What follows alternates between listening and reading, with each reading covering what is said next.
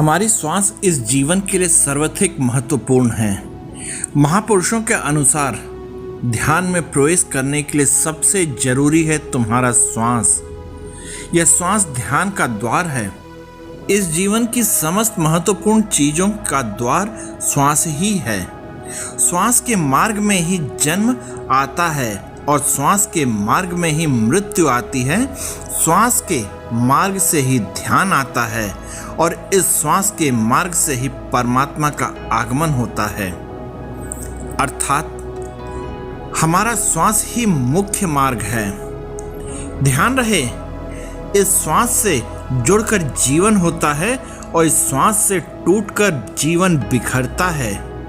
इन पौधों को देखो, ये भी श्वास ले रहे हैं, सागर भी श्वास ले रहा है और ये सभी पक्षी भी श्वास ले रहे हैं।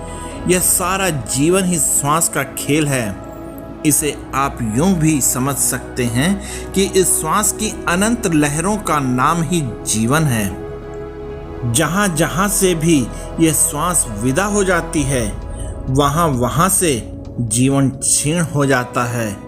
इसी श्वास के पथ से ही परमात्मा का आगमन होता है।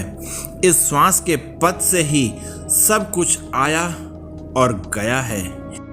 इसलिए तुम्हारी यह श्वास ध्यान के लिए बड़ी महत्वपूर्ण बात है। दोस्तों, महापुरुषों के वचन है कि हम लोग श्वास को एक अनजानी बेहोशी में ले रहे हैं। हमारी श्वास 24 घंटे चल रही है, लेकिन हमने कभी भी इस पर ख्याल ही नहीं किया।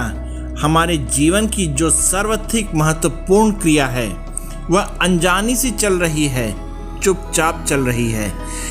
हम उस पर ध्यान देने का कष्ट ही नहीं दे रहे।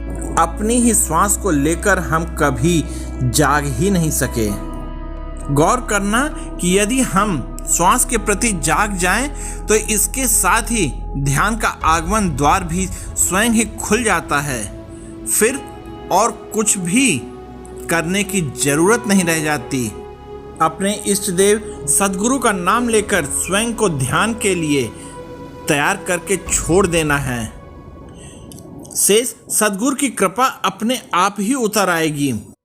यह तुम्हारे जीवन की अति सुंदर सुखद घटना होगी, क्योंकि तब तुम अपने इष्ट देव के साक्षात दर्शन भी सहज ही कर सकोगे।